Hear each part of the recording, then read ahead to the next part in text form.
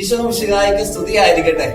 പ്രിയമുള്ളവരെ, പുറപ്പാട് പുസ്തകം 1-ാം അധ്യായം ഒന്ന് ധ്യാനിച്ചുകൊണ്ട് ഈ ചിന്ത നമുക്ക് മുന്നോട്ട് പോകാം.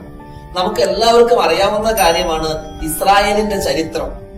ജോസഫിനെ തന്റെ സഹോദരന്മാര് പൊട്ടക്കിണറ്റില് തള്ളിയിട്ടതും അവിടെ നിന്ന് പിടിച്ച് കച്ചവടക്കാർക്ക് വിറ്റതും അവൻ പൊത്തിഫറിന്റെ വീട്ടിൽ വരുന്നതും പിന്നീട് ജയിലിൽ അടയ്ക്കപ്പെടുന്നതും സ്വപ്നം വ്യാഖ്യാനിച്ച് രാജകൊട്ടാരത്തിൽ കയറി പറ്റുന്നതും പിന്നീട് രാജാവിന്റെ ഏറ്റവും വിശ്വസ്തനായിട്ട് മാറുന്നതും അങ്ങനെ ഇരിക്കെ ഇസ്രായേലിലെ ക്ഷാമം വന്നപ്പോ അപ്പനും സഹോദരങ്ങളും എല്ലാം കൂടി ഈജിപ്തിലേക്ക് വരുന്നതും ജോസഫിന്റെ അപ്പനും സഹോദരങ്ങളുമാണെന്ന് അറിഞ്ഞുകൊണ്ട് ഫറവോ രാജാവ് ഈജിപ്തിൽ അവർക്ക് അഭയം നൽകുന്നതും പിന്നീട് ഇസ്രായേൽ ജനം ഈജിപ്തിൽ തഴച്ചു വളർന്നതും ഒക്കെ നമ്മൾ ഉൽപ്പത്തി പുസ്തകത്തിന്റെ അവസാനം കണ്ടുമുട്ടിയിട്ടുണ്ട്.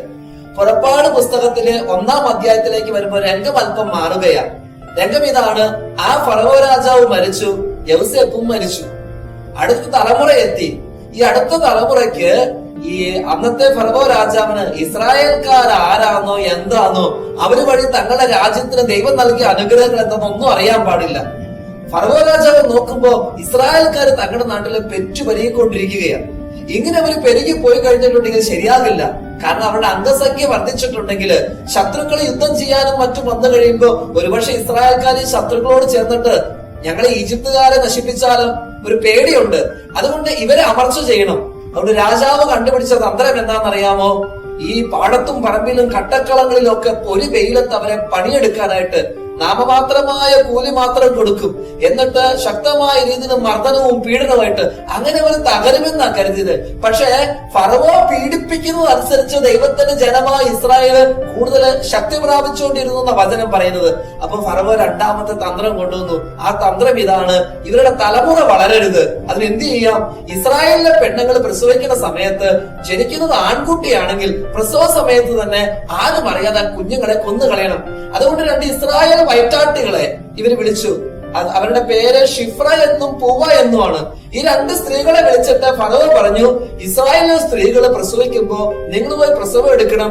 എന്നിട്ട് ആ സമയത്ത് ആൺകുട്ടിയാണ് ജനിക്കണമെങ്കിൽ അമ്മ പോലും അറിയാതെ കുഞ്ഞുങ്ങളെ തീർത്ത് കളഞ്ഞേക്കണം. ഈ സ്ത്രീകൾ ഇതെല്ലാം കേട്ടിട്ട് പോയി. ഓരോ സ്ത്രീയും പ്രസവിക്കുന്ന സമയമാകുമ്പോഴത്തേക്കും വയറ്റാട്ടിയെ വിളിച്ചുകൊണ്ട് വരും. പക്ഷെ ഈ 2 വയറ്റാട്ടിമാര് ഇവര് വലിയ ദൈവഭയമുള്ളവര്, ദൈവത്തോട് വിശ്വാസവും വിശ്വസ്തതയൊക്കെ ഉള്ളവരാ.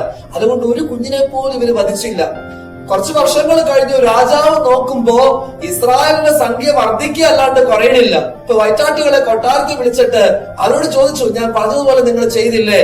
അപ്പോ ദൈവത്തിന്റെ ആത്മാവ് ഈ വയറ്റാട്ടികൾക്ക് വേണ്ട ഉത്തരം കൊടുത്തേക്കുക. അവര് പറഞ്ഞു, അല്ലയോ രാജാവേ, ഈജിപ്തിലെ പെണ്ണുങ്ങളെ പോലെ അല്ല ഇസ്രായേലിലെ പെണ്ണുങ്ങള്. അവര് പറമ്പിലൊക്കെ പണിയെടുത്ത് നല്ല ശാരീരികമായ അധ്വാനമുള്ളവരായതുകൊണ്ട് തന്നെ അവര് നല്ല പ്രസരിപ്പുള്ള സ്ത്രീകളാ. അങ്ങനെ ബൈബിള് പറഞ്ഞിരിക്കുന്ന നല്ല പ്രസരിപ്പുള്ള സ്ത്രീകളാ. അതുകൊണ്ട് ഞങ്ങൾ ചെല്ലുമ്പോഴത്തേക്കും അവര് പ്രസവിച്ചു കഴിഞ്ഞിരിക്കും. അതുകൊണ്ട് പിന്നെ കുഞ്ഞിനെ കൊല്ലാൻ ചെന്ന അമ്മ അറിയുമല്ലോ. അതുകൊണ്ട് ഞങ്ങൾക്ക് കുഞ്ഞുങ്ങളെ കൊല്ലാൻ പറ്റിയില്ല. രാജാവ് ഏതായാലും ഈ സ്ത്രീകളെ വധിച്ചില്ല. കാരണം അവരുടെ കുഴപ്പവും കൊണ്ടല്ലോ. ഏതായാലും ദൈവഭയം ഉണ്ടായിരുന്ന ഈ സ്ത്രീകൾക്ക്, ദൈവത്തോട് വിശ്വസ്തതയും സ്നേഹവും ഉണ്ടായിരുന്ന ഈ സ്ത്രീകൾക്ക് സന്താന പരമ്പരകളെ നൽകി ദൈവം അനുഗ്രഹിച്ചെന്നാണ് പുറപ്പാട് പുസ്തകം 1-ാം അധ്യായത്തിൽ നമ്മൾ വായിക്കുന്നത്. പ്രിയമുള്ളവരെ, ഈ സംഭവം നമ്മുടെ മുമ്പിലേക്ക് എടുത്തു വെക്കുന്ന ഒരു സത്യം ഇതാണ്: ആരൊക്കെ ദൈവത്തിന്റെ മുമ്പില് വിശ്വസ്തയോടും വിശ്വാസത്തോടും ദൈവഭയത്തോടും കൂടെ ജീവിക്കുന്നോ, ആരൊക്കെ നീതിയുടെ മാർഗങ്ങളെ തേടുന്നോ, അവരുടെ എല്ലാം ജീവിതത്തില് ദൈവത്തിന്റെ ശക്തമായ ഇടപെടൽ ഉണ്ടാകും എന്നുള്ളതാ. ഞാനും നിങ്ങളൊക്കെ യേശുവിന്റെ പിന്നാലെ പോകുന്നവരാ, യേശുവിൽ വിശ്വസിക്കുന്നവരാ. നമുക്കറിയാം പ്രതിസന്ധികളും പ്രതികൂല സാഹചര്യങ്ങളും ഒക്കെ ഇഷ്ടം പോലെ ഉണ്ടാകും. പക്ഷെ ഒരു സ്റ്റെപ്പ് പോലും മാറിപ്പോയേക്കരുത്, തളർന്നു പോയേക്കരുത്. നമ്മുടെ കർത്താവ് തക്ക സമയത്ത് ഇടപെട്ടോളും. നമുക്ക് എന്തുമാത്രം ലഭിച്ചിരിക്കുന്ന ഈ വിശ്വാസ ജീവിതത്തോട് വിശ്വസ്ത പാലിക്കാൻ പറ്റുമോ?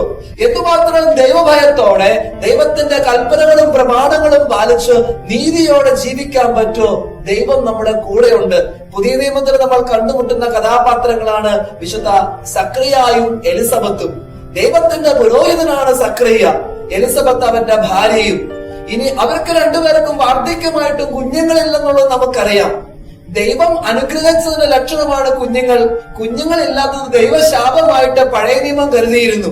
ഇനി അവർക്ക് സമ്പത്തുമില്ല. യൂദയായിലെ മലഞ്ചെരുവിൽ താമസിക്കുന്ന സാധാരണ മനുഷ്യര് സമ്പത്തുള്ളത് ദൈവം അനുഗ്രഹിക്കുന്നതും സമ്പത്തില്ലാത്തത് ദൈവം ശപിക്കുന്നതുമായിട്ട് കരുതിയ ഒരു കാലഘട്ടം. എന്ന് വെച്ചാൽ അദ്ദേഹത്തിന്റെ പൗരോഹിത്യത്തെ പോലും അവരുടെ വിശ്വാസ ജീവിതത്തെ പോലും ആളുകള് മോശമായ രീതിയിൽ ചിന്തിക്കുന്ന ഒരു സമയ. പക്ഷെ അവര് കൃത്യതയോടെ ദൈവത്തിന്റെ പ്രമാണങ്ങളും വിശ്വാസപൂർവ്വം പാലിച്ച് ജീവിച്ചെന്നൊക്കെയാണ് ലൂക്കാസ് സുവിശേഷത്തിൽ നമ്മൾ കണ്ടുമുട്ടുന്നത്. അങ്ങനെ ദൈവത്തോട് ചേർന്ന് നിന്ന് വിശ്വാസത്തോടും വിശ്വസ്തയോടും ജീവിച്ചുകൊണ്ട് അവരുടെ ജീവിതത്തിൽ ഒരു നിർണായക ഘട്ടത്തിൽ ദൈവം ഇടപെടുന്ന ഒരു രംഗം. പ്രിയമുള്ളവർ, എന്റെയും നിങ്ങളുടെയും വിശ്വാസ ജീവിതത്തില് അനുദിന ക്ലേശങ്ങൾ ഇഷ്ടം പോലെയുണ്ട്, സംശയമില്ല കാര്യത്തില്. പക്ഷെ തളർന്നു പോകരുത്.